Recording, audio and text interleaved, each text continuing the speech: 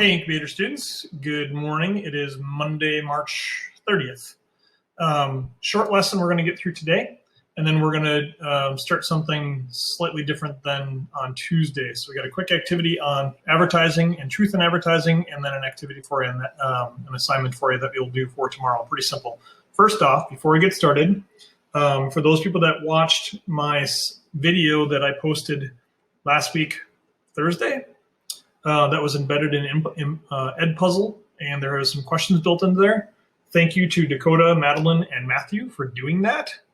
The rest of you, get on that, you lazy bums. So do that, please. All right, so here's what we need to focus on for today's advertising and truth in advertising. So when we work our way through there, advertising and truth is all about the fact that consumers should be able to rely on what they see in advertisements as that being truthful. Especially when there are lives being at stake, so if you think about medicine or health advertising and stuff, if they say it's going to make you better or live longer, whatever the case may be, well then, my gosh, that they better be able to prove that. If a car is safer, they need to be able to prove that. If a food product will not injure you because of allergens or whatever, that they better be able to prove that. If the cleaning supplies can be able to clean better, all those sort of things. So if lives or money are at stake, it really gets important. Ultimately, it all comes down to, is anybody going to sue you over it? So you have to think about the legality of it and always make sure that what you're talking about is truthful. So we need to make sure that they're truthful, but they can still be outrageous or unbelievably sort of so outlandish that they're going to be able to like, yeah, okay, they're just joking. Clearly, that's not legitimate. They're just being funny. So there's sort of a gray line there. And the Landman Act has the rules that sort of breaks down that whole process for you if you want to dig into that a little deeper. All right, so according to that, consumers can sue companies for false advertising, and the competitors by hurt for the false ads can sue too, as well as both state or federal governments. So it's really anything about misrepresentation in any way, shape, or form. And you can see here is the details that sort of break that down. There's a number of examples. So, for example, one company claimed that they had the world's sharpest needle. Actually, they didn't, because that's something that's measurable. And that ended up being in $113 million loss for the company. Tomato soup, they always say like, hey, it's 25% less sodium. Then what? Then there are other traditional, like they have to, if they're saying that it's 25% less or greater or bigger or better, they always have to have the comparison of to what, okay? So there's that you can sort of think about. No, they didn't get in trouble on this, by the way. It's just an interesting example. When it comes to pricing, sellers may offer a twin pack of something like, hey, it's $5 every week for 50 weeks, but then they may have like buy one, get one free and still charge $5. I think about this every time I go to Kohl's, like how is everything there on, like has anybody ever bought anything there at full price? They have to be really careful about full price versus always on sale and make sure that they're not actually implicating themselves in any way, shape, or form. Puffery. Puffery is one of the things that you're going to be seeing in your assignment here pretty quick. So puffery defines as exaggeration. So the FTC, the Federal Trade Commission, defines the term as frequently used to denote exaggerations reasonably to the expected of the seller as to the degree of the quality of the product. Right, puffery. Here's a quick example. You've seen this guy, the Flex Seal guy, where he puts on, he spray foams the boat. Let's watch quick. To show you the amazing sealing power of Flex Seal, we replaced the bottom of this boat with the screen door and covered it in Flex Seal. After a day on the water, not only does it stay afloat, but the inside is completely dry. So the question here is then, can somebody come back and sue them because, hey, I put a screen door in my boat and it sank? No, it's puffery. It's exaggerating, right?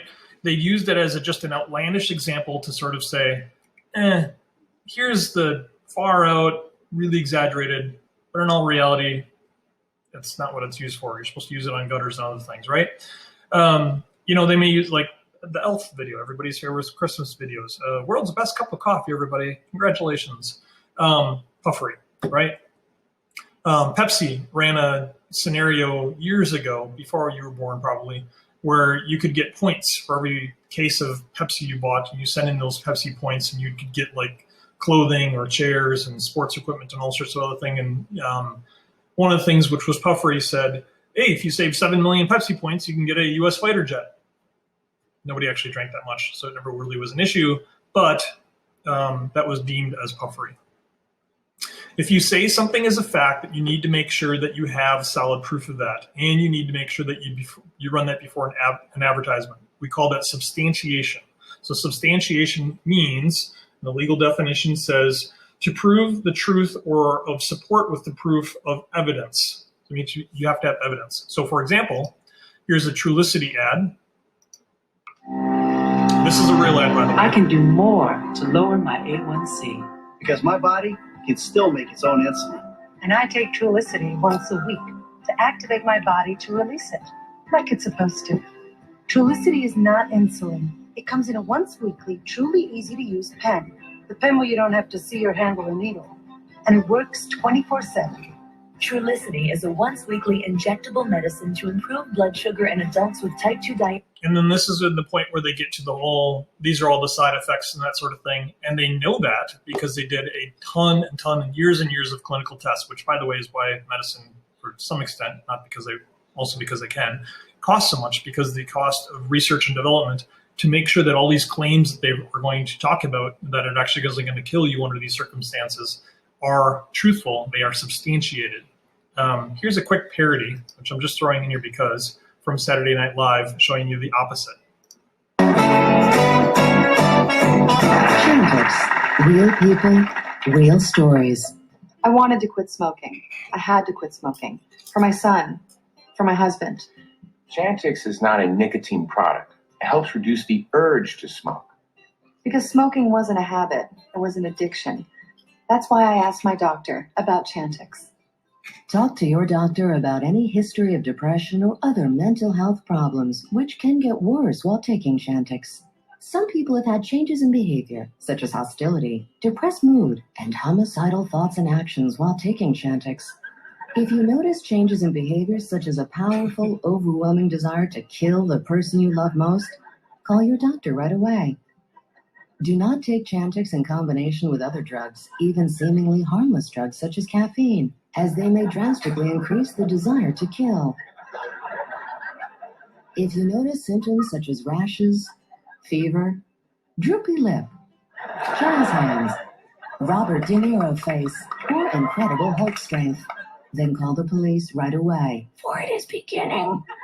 But the most common side effect of Chantix is mild nausea, as well as waking nightmares, where patients violently paw at the person sitting next to them.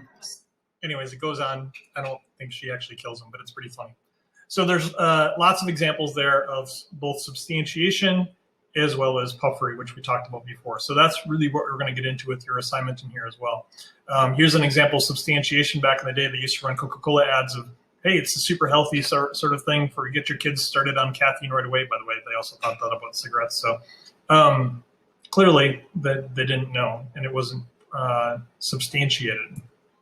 So let me show you what you need to do. Actually, here's another example. Nope, I'll get to that in a second. Here we go. So this assignment is linked in PowerSchool, and you'll see that down here under 6.3, number 11 and 12. So the video that you're watching right now is linked right here, and then the homework for Tuesday is linked right here, this truth in advertising form. So I want you to find two examples. One is an example of puffery. So for an example, nope, wrong one.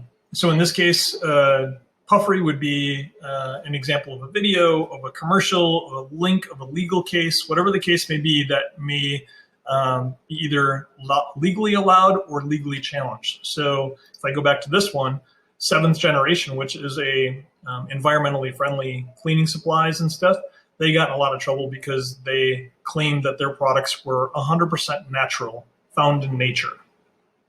These are not just found in nature. You can't just go pick this up off of a leaf, off of a tree or something, and call it, and package it. So they got challenged over that and sued, and they had to adjust accordingly.